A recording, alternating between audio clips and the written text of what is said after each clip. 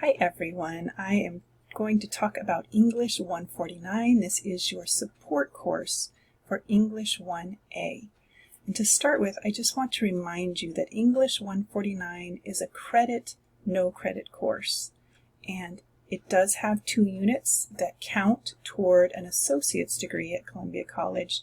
However, those units do not count toward a transfer degree. So that's something good to know going in. Now, the purpose of English 149 is to support you by giving you preparatory assignments that get you ready for the assignments in English 1A each week. And what you'll notice here, if you go to your Canvas dashboard, you will likely see your English 1A course.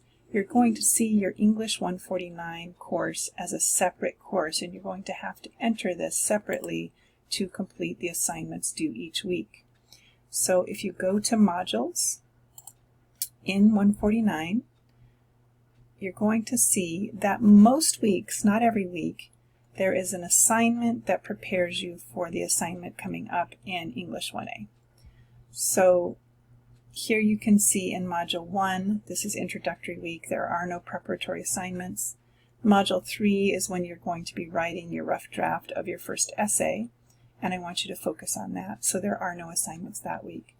But other weeks, you have assignments that are preparing you for the main assignments in English 1A. And these assignments in English 149 are always due on Wednesdays. That's because the assignments in English 1A are always due somewhere between Thursday and Sunday. So I'd like you to do these assignments first to help you get ready for those assignments in English 1A.